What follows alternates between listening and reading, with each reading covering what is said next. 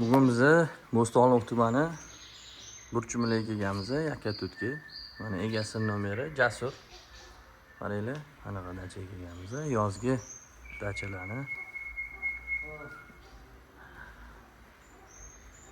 biriga kelganmiz. Ko'ringlar, baseyni vahshiy bahaybat ekan. 19 ga 8 ekan basen kattaligi. Ko'ringlar, kattaligini gandbol o'ynasanglar bo'ladi. Bu gandbol suvdagi futbol degani. Qaranglar, tapchanini kattaligini. Bu dachada 10 kishi, 12 kishi bemalol dam olsa bo'ladi. May oyiga 1 milliondan qilib berilar ekan. Egasini o'zi mana telefonda gaplashib yuribdi klientlar bilan. Tapchan 10 kishi, 12 kishiga bemalol va stol ham qilingan. Qaranglar, yumshoqqina maza qilib dam olasizlar. Oldida oshxonasi bor. Bu dachada shu bitta shu oshxona, yozgi oshxona bor, ichkarida yo'q. Dush, tualet, basenni bu chetida joylashgan va mangalniy zona bu yoqda.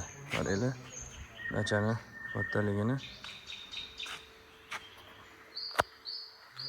Suvini qaranglar, tozaligini. Bu basenni ushlab turishi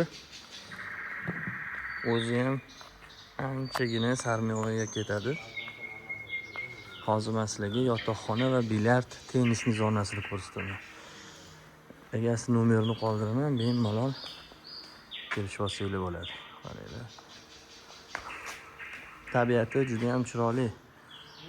Kech kelganimizga tog'lar yaxshi ko'rinmayapti. Mana yotoqxonasi. 1 2 3 4 6 ta krevat. Bu yoqda mana kattalar va yosh bolalarni divani joylashgan. Dachada yotoqxonasi sal kichkina ekan, hovlisi juda ham chiroyli qilingan ekan. Ko'ringlar. Shu joydan chiqsanglar, bilyard va tennis joylashgan. Navesi tegidi. Salqingina, katta mana joyda. Bilyard ham yaxshi bilyardlardan maza qilib o'ynaysizlar. Tenisi ham yomon emas. Tekis displelari bir xil dachalarda shunaqa tennislari qiyshayib ketgan displelari. Bu dachadan xudo xohlasa igrovoy temalaridan muammo bo'lmaydi.